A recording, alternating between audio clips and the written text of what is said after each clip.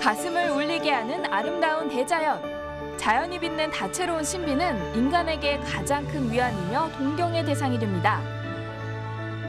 특히 자연의 아름다움을 만드는 곳은 우리나라 국토의 63%를 차지하고 있는 산림인데요.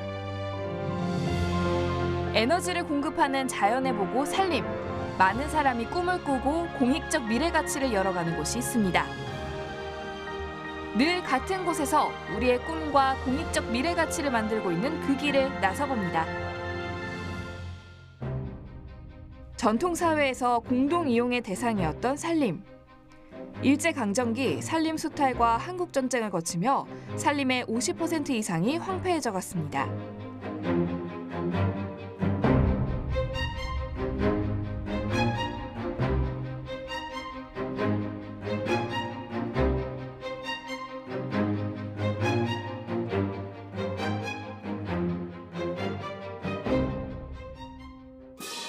(1970년대부터) 전개된 산림 녹화 사업. 그 당시 궁핍한 상황을 해결하지는 못했지만 미래를 위해 나무를 심었던 사람들이 있었습니다. 불가능을 가능케 한 인간 승리의 역사. 그 한가운데 있던 사람들은 과연 어떤 생각을 했던 걸까요? 1970년대 산림복구에 참여한 파주시 산림조합 이성열 조합장을 만나봤습니다. 안녕하세요. 네, 안녕하세요. 네. 네. 제가 듣기로는 이 산림복구 현장에 함께 하셨다고 들었는데. 그 현장에 다녀가 참여를 했었죠. 일단 그 산림 녹화를 하기 위해서 조림서부터 육림, 그다음에 사방사업 이런 거를 다 통틀어서 복구라고 그러는데 네. 1973년도 1차 치산 녹화 10년 계획 때 조림 계획을 100만 헥타르로 잡았어요. 네. 100만 헥타르로 잡았는데 10년 계획을 4년 앞당겨 가지고서 108만 헥타르의 조림을 실시를 했고 뒤이어서 1979년도 2차 치산 녹화 10년 계획 때 역시 100만 헥타 조림 계획을 수립을 했는데 네. 그것도 1년 앞당겨 가지고서 1987년도에 끝을 냈는데 106만 헥타의 조림을 실시를 했습니다. 모두가 불가능하다고 평가했던 내버려진 땅. 보이지 않는 곳에서 꾸준한 노력을 했던 사람들이 있었기에 20년 만에 수려한 산림으로 변화시켜 세계를 깜짝 놀라게 한 조림 성공 국가가 됐습니다. 대한민국이 녹색 국가가 되기까지 민둥산의 기적을 함께 이뤄나간 곳. 산주와 조합원의 소득 증대와 권익 향상을 지속 가능하게 지원해주는 산림조합중앙회를 찾아갔습니다. 오늘 저희가 산림조합에 대해서 좀 설명을 듣고 싶은데 네. 소개를 좀 해주신다면요. 네, 1962년 창립하여 올해로 59년의 역사를 지닌 산림조합은 80만 조합원과 210만 산주를 대표하는 산림 경영의 대표 기관이자 자주적 협동조합으로 대형 산불, 산사태 같은 국가 재난사태 발생 시 긴급 복구 등의 공익적 역할을 수행함과 동시에 산림사업 중추기관으로서 대한민국 산림 발전을 이끌며 지속적으로 성장해 왔습니다. 굉장히 많은 역할을 하고 계신데 네. 게다가 지금 시대가 포스트 코로나 시대라고 하잖아요. 네. 이때 산림조합의 역할은 어떤 역할이 네. 있을까요? 요즘 그 코로나19로 많은 국민들이 그 상당히 어려운 환경에서 최선을 다하고 계시는데요. 우리 그 산림은 연간 221조 원 상당의 공익적 가치를 국민들에게 제공하고 있으며 산림은 특히 우리의 일터이자 휴식처이며 치유와 안식의 장소로 자리매김하고 있습니다. 따라서 산림조합도 이러한 시대적 요구와 변화에 발맞추어 산림의 6차 산업화를 통해 미래의 가치를 창조하는 데 모든 역량을 집중해 나가고 있습니다. 산림조합에서는 자금 여력이 없는 산주와 임업인들에게 임업 정책 자금과 상호 금융 자금 지원, 장단기 임업 금융을 지원해주는 서비스 또한 활발히 이루어지고 있는데요. 금융 지원을 통해 산림 사업에 필요한 자금을 제공해 안정적인 산림을 경영할 수 있도록 뒷받침하고 있었습니다. 이 산림조합에 있는 산림 경영 지도와 금융은 그럼 어떤 분들이 어떻게 받을 수 있는 건가요? 네, 일단 산을 소유하고 계신 분들, 그다음에 저희 임업 생산 활동에 종사하시는 분들, 계획된 사업을 수행하기 위해서 임야를 매입하거나 아니면은 또 임산물 생산을 위해서 그게 아니더라도 일반 그 토지를 구입을 해서 임업을 경영하고자 하시는 분들이 산림조합 163개 영업점에서 대출 받으실 수 있습니다. 굉장히 어렵게 다가갈 수 있다고 생각했는데 그래도 이런 제도가 있으니까 좀 쉽게 좀 다가갈 수 있지 않을까. 네, 그리고 특히 좋은 거는요, 저희가 그 정책 자금은 기간도 길고 네. 최장 35년이에요. 게다가 금리가 1%부터 받을 수 있는 자금들이 있어서 네. 제가 봤을 때 그 아직 모르시는 분들이 많아서 그렇지 그렇죠. 정책 자금 활용하시면은 임업 사업에 도움이 많이 되실 것 같습니다. 많은 분들이 좀 용기를 내실 수 있는 네. 그런 제도인 것 같습니다. 이 밖에도 임산물 유통사업뿐만 아니라 부재 산주를 위한 대리 경영, 선도 산림 경영단지를 조성하고 있으며 수목 장림 조성, 산림 조합상조 등 친환경 장묘 문화를 선도하고 있습니다. 또 산림 경영 지도원을 배치해 산주와 임업인에게 새로운 산림 경영 정보를 제공하고 기술 지도를 통해 사유림 경영을 활성화하고 있습니다. 산림하면 우리가 나라의 것으로 좀 인식을 많이 하고 있잖아요. 근데 우리나라의 그럼 사유림이 얼마나 좀 차지를 하고 있는지 알려주신다면요? 대부분의 사람들은 산림은 다 나라의 것이 아닌가 이렇게 알고 계세요. 근데 사실 따져보면 전체 산림 면적의 67%에 해당하는 산림이 소유주가 있는 사유림입니다. 그러면 대표적으로 이 산림 경영 지도의 좀 성공적인 사례라고 할까요? 그런 것들이 있다면 어떤 게 있을까요? 네, 뭐 성공적인 사례는 여러 가지가 있는데요. 요즘은 또 기산촌 인구가 많이 늘고 있어서 그에 따른 뭐 임산물 재배 기술에 대한 그 지도가 확대되고 있고요. 그리고 임산물 유통 활성화를 위해서 장터를 열어서 판매를 하거나 아니면 이제 코로나 때문에 요즘 좀 네. 많이 힘든 상황이다 보니까 그걸 이제 비대면으로 드라이브 스루로 판매를 해서 좀 소득을 올리는 그런 성공적인 사례가 있습니다. 우리의 아픈 역사를 간직한 민통선 지역. 그곳에서도 어떤 이는 새로운 미래를 꿈꾸며 살림을 가꾸고 있었는데요. 살림에서 비전을 찾은 그들의 이야기를 들어봤습니다. 안녕하세요. 안녕하세요. 제가 임업을 하시는 분들 중에 아주 특별한 분들이 있다고 해서 찾아왔는데 자기소개를 좀 해주신다면요? 안녕하세요. 저는 민통선 지역에서 살림을 경영하고 있는 임업 후계자 임미려라고 합니다. 여기는 저희 남편이고요. 제가 이렇게 보니까 네. 나이가 꽤 젊어 보이시는데 보통 이렇게 도시 생활이 더 익숙하잖아요. 네. 근데 어떻게 이렇게 귀산촌을 결정하시게 된 건가요? 제가 대학교 때부터 살림 관련한 활동을 좀 했었거든요. 특히 DMZ 일대 환경조사에 참여하면서 조사자뿐만 아니고 직접 여기서 숲을 경영해보고 싶다라는 생각을 하게 됐어요. 그러다가 이제 도시에서 직장을 그만두고 귀산촌할 수 있는 지역을 찾아보던 중에 우연한 기회가 돼서 이 민통선 지역에 정착하게 되었습니다. 서울 도심에서 살다 파주의 청정 산림 매력에 빠져 귀산촌을 택한 30대 부부. 그들이 소유한 14,000평 임야에 임산물 재배뿐 아니라 체험 관광 농원을 목표로 산림 경영 인가를 받았습니다. 직접 손으로 그리고 상상하며 만든 부부의 산림 지도. 이곳은 그들의 꿈으로 새롭게 가꿔질 예정입니다. 제가 오늘 좀 이렇게 작업하시는 모습을 보고 싶은데 어떤 것들을 좀 보여주실 수 있을까요? 오늘 저희가 직접 나무를 벌채를 해보려고 해요. 네.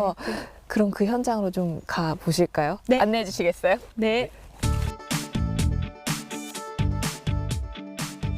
임미려 씨를 따라 오늘의 작업 현장을 방문해봤습니다. 임령이 높은 나무의 벌채를 통해 산림 자원을 지혜롭게 사용해야 할 때도 있다고 하는데요. 벌채는 어떻게 이루어지는 걸까요? 지금 나뭇가지를 제거해서 조금 떨어뜨릴 때 덜 위험하기 위해서 나뭇가지를 지금 제거하는 중입니다. 벌목 작업을 할 때는 주변 작업자와 충분한 거리를 유지해 안전사고에 유의해야 하는데요. 한참을 공들여 작업한 결과 드디어 나무가 넘어갔습니다. 지금 저희가 벤 나무는 표고목으로 사용하려고 하는 목적으로 뱄기 때문에 1m 20의 간격으로 표고목으로 사용하기 적합한 간격으로 지금 나무를 다시 자르고 있습니다. 네. 안녕하세요. 안녕하세요. 네, 안녕하세요. 네. 막막할 때마다 도움의 손길을 건넬 수 있는 사람이 있어 안심이라는 임미려 씨. 임미려 씨의 전화 한 통에 한달음에 달려온 산림경영지도원 백철종 씨는 민통선 지역의 산림을 복원하고 임업 후계자를 돕는 일을 하고 있습니다. 안녕하세요. 네, 안녕하세요. 여기는 어떤 일로 이렇게 오신 거예요? 요즘 제2의 인생을 준비하시고 네. 그렇게 산속으로 귀촌해 오시는 네, 임업인들이 너무 많아서 저희 군사시설 지역에서는 법적 규제라든지 받을 검토 사항이 참 많기 때문에 오늘 좀 현장에 와서 이런 문제점이 있는지 한번 확인차 이곳에 네. 오게 됐습니다. 그럼 이렇게 벌채한 목재는 어디로 좀 보통 보내지는 편인가요? 우선 이런 임업인들이 단기소득 임산물인 버섯류를 재배하기 위해서는 이런 톱밥 재배 산물이 가장 중요한데요. 또 다른 한편으로 목재 유통센터 같은 네. 경우에는 이렇게 참나무류 간벌재를 활용해서 다양한 제품들을 또 만들어서 이렇게 제품으로 탄생시키고 있습니다. 네. 숲을 떠난 나무들은 어떻게 됐을까요? 베어낸 목재가 가는 길을 따라가 봤습니다. 전국의 통나무가 모여 가공 유통되는 목재 유통센터. 안녕하세요.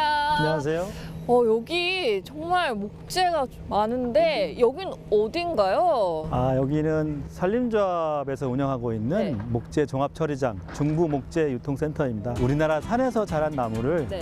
우리 건축 용재나 가구 용재를 활용하기 위해서 네. 목재를 자르고 깎고 다듬고 하는 목재 가공 공장이라고 보시면 됩니다. 양으로 치면 5톤차 한 1,000대 분량 정도. 현재 지금 보이는 양이 네. 약 한 3,000 입방 정도 되니까 네. 이 양이 한 3배 정도를 연간 처리하고 있다고 보시면 됩니다. 쉼없이 바쁘게 돌아가는 작업 현장. 이곳은 목재를 재가공하는 공간인데요. 잘 가꾼 산림에서 생산된 잎목과 부산물은 이곳에서 새 생명을 잇게 됩니다. 자, 여기는 우리나라 나무가 작은 나무들로 구성되어 있는데 네. 그거를 잘라서 이어 붙여져 가지고 넓은 판을 만드는 집성전 제품을 생산하는 공장입니다. 우와, 신기하다. 가구나 또 책상이나 이런 것들을 만드는데 주로 사용합니다. 맞아요. 제 책상도 약간 이런 느낌의 무늬가 있거든요. 원목은 크기와 용도에 따라 선별 과정을 거치게 되는데요. 이곳에서 생산된 목재는 훌륭한 건축 자재가 되기도 합니다. 네, 여기는 우리가 집을 지을 때 네. 기둥하고 보, 석가래 등을 이용해서 집을 짓잖아요. 네, 그렇죠. 그 기둥하고 보를 가공해주는 프리컷 가공기입니다. 프리컷 가공기. 네, 그러니까 오. 전에는 목수들이 현장에서 끌을 하고 톱을 이용해서 잘라서 그랬죠. 결합을 했다고 네. 하면 지금은 공장에서 이 모든 과정을 해가지고 현장에서는 조립만 하게 하는 그런 기계입니다. 프리컷 방식을 활용해 정확하고 신속한 가공으로 공급된 건축 자재는 자연의 싱그러움을 느낄 수 있는 우아한 무늬결을 그대로 살리고 경제적이며 건축 시간을 크게 단축시킬 수 있는 장점이 있습니다. 직접 보니까 더 신기한 것 같아요. 그렇죠. 아니, 이거를 옛날에는 사람이 직접 했다는 게 더 또 신기하고요. 와. 보시면 깎아내고 다듬어서 그 후에 조립되는 부분을 기계가 가공했기 때문에 좀 더 정밀하고 네. 시간을 단축시켜서 맞아요. 현장에서 조립하기 때문에 시공비 절약할 수 있고 네. 자재비 절약할 수 있고 그래서 굉장히 경제성 있는 목조 건축물을 지을 수 있는 그런 기반이 다 이제 준비가 되어 있는 거죠. 저 정말 신기한 경험을 오늘 많이 하고 가네요. 미래의 성장 동력인 임산업은 목재 생산뿐 아니라 다양한 임산물 생산도 있는데요. 파주에서 산머루를 재배하는 서우석 서부건 부자를 찾아가 봤습니다. 제가 이제 머루 재배 시작한 연도가 1979년도 한 40년이 넘었죠. 네. 예, 처음에 이 머루는 알지도 못했고 네. 흑염소를 길렀어요. 흑염소요. 그래서 흑염소 떼를 몰고 가막산에 방목을 시키러 갔다가 잠시 이제 쉬고 있느라니까 건너편 계곡에서 탐스런 머루송이가 눈에 딱 들어오더란 말이죠. 딱 거기에서. 예. 네. 그래서 이제 그때부터 개량 하면서 오늘에 이제 온 겁니다. 산머루 재배를 오랫동안 해온 이들은 재배뿐 아니라 가공과 체험까지 가능한 성공적인 산림 경영을 이루고 있었는데요. 와, 여기는 어떤 곳인 거예요? 네, 여기는 아까 밭에서 보신 그 머루가 수확이 되면 네. 와인을 만들어서 숙성을 하는 숙성 터널입니다. 숙성 터널. 네. 규모가 얼마큼 있는 거예요? 끝이 안 보여요. 여기는 길이가 한 70m 정도 됩니다. 70m. 예, 땅속으로. 네. 지하 17m에 위치한 숙성 터널은 항상 와인 숙성의 최적 온도인 15도를 유지하고 있었습니다. 국내 최초로 만들어진 와인 숙성 터널. 이곳에서 만들어진 산머루 와인은 부드럽고 깊은 향으로 산머루의 풍미를 살리는 비가열 전통 공법으로 만들어졌는데요. 과연 그 맛은 어떨까요? 향도 이게 오크통에서 숙성을 시킨 거잖아요. 네, 맞습니다. 그래서 그 향도 좀 느껴지는 것 네. 같고요. 제가 와인을 좀 그래도 마셔봤는데 네. 정말 맛있네요. 아, 진짜요? 이거 그냥 드리면 네. 한국에서 났는지 네. 프랑스에서 났는지 구분이 안 될 것 같아요. 대한민국 최고 품질의 산림버섯이 탄생하는 곳.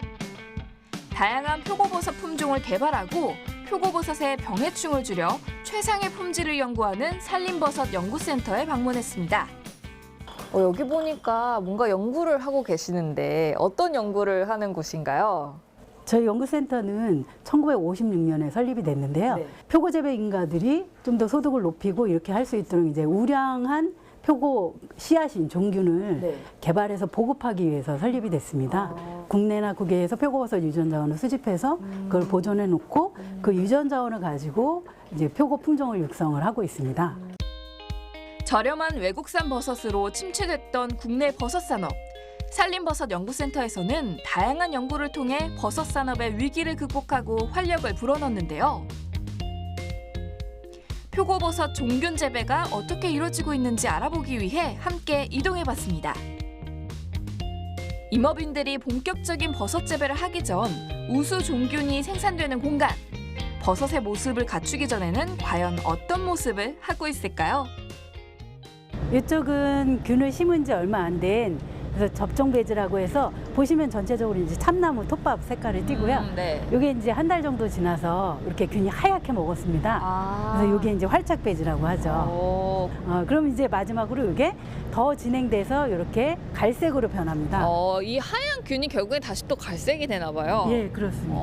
이렇게 된 거를 이제 가져가시면 이제 이렇게 개봉을 해서 봉지를 네. 이제 위에 잘라서 이제 거기부터 이제 버섯 수확을 하시게 되는 거죠. 남양주시 끝자락 천혜의 아름다움을 자랑하는 충년산 기슭 중턱에 위치한 곳. 산림버섯 연구센터가 개발한 표고버섯 종균으로 버섯 재배를 하며 산림 경영을 성공적으로 이끈 이성재 씨를 만나봅니다. 안녕하세요. 예, 어서 오셨어요. 와, 이게 뭐예요? 이게 표고버섯 재배목. 여기 낙엽이 지면은 벌채를 해요. 그래가지고 70일 정도 건조를 시켰다가 표고버섯 종균을 집어넣어요.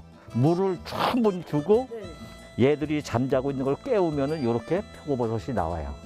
그러면은 버섯을 딸 때는 어떻게 따는지도 궁금해요. 예, 손으로 따요. 손으로. 근데 손으로 따는데 네. 이게 가장 중요해요. 손으로만 따야 돼요. 칼이나 가위나 뭐 이런 걸로 다 이걸 따잖아요. 네. 잡균이 붙어가지고 이 안에 있는 종균을 죽여요. 그러면 썩어. 산림조합에서 양질의 버섯 종균을 공급받아 수익을 창출하고 있는 이성재 씨. 이곳에서 표고버섯뿐만 아니라 다양한 임산물을 재배하고 있었는데요.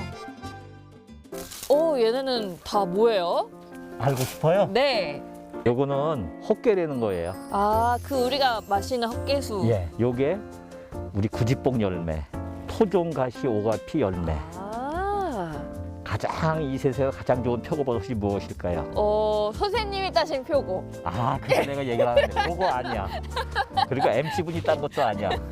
표고목에서 표고버섯 땄잖아요. 네네. 거기서 완전히 영양분을 충분히 먹고 거기서 마른 거 햇빛을 보고 그게 거기서 가장 좋은 마른 표고버섯이고요. 여기 있는 거는 다 차로 다 마실 수가 있는 거예요. 네.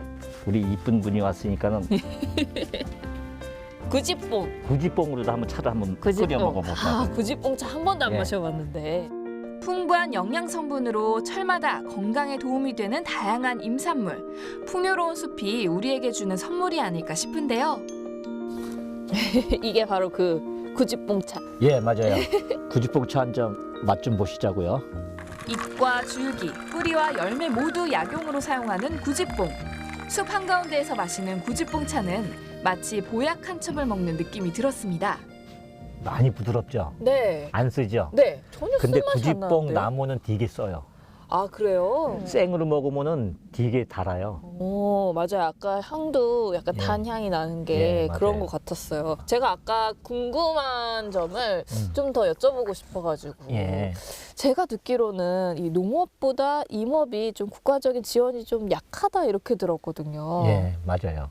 저처럼 임업 후계자나 산림 경영을 하는 사람 입장에서는 금방 이제 공감이 가는 문제인데 우리가 이제 농민들은 그나마 농업 직불제라는 거를 받아서 그나마 순정이 조금 트여요. 네. 근데 우리 산림 경영인은 아직 안 됐나요? 그게 없어요. 아. 그러다 보니까는 땅은 많고 일거리는 많고 한데도 불구하고 정부에서 실질적으로다가 산림 경영인한테 주거나 산조세 주는 그런 부분이 너무 미약해요. 공익적 기능 강화를 위해 공익 직접 지불제로 전면 개편, 확대 추진된 농업과 수산업 분야. 그러나 임업 분야는 포함되지 못했습니다.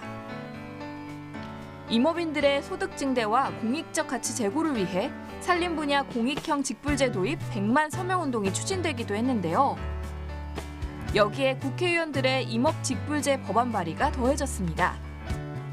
통계청 조사에 따르면 임업에 종사하는 가구 수는 전국적으로 8만 가구 정도이고 2019년 인가 소득액은 3,800만 원으로서 어가의 78% 수준, 또 농가의 91% 수준에 불과합니다. 그래서 이런 그 상대적 취약계층에 있는 임업인들의 소득 보장이 필요해서 법안을 발의하게 되었습니다. 법 시행까지는 아마 약 1년 정도 걸리지 않겠는가라는 그런 예측을 합니다. 헐벗은 민둥산을 푸르게 하기 위해 임업인들이 흘린 땀과 눈물로 가꿔온 우리의 살림. 이제는 모두의 관심이 필요할 때입니다. 행복의 길목에서 만난 살림.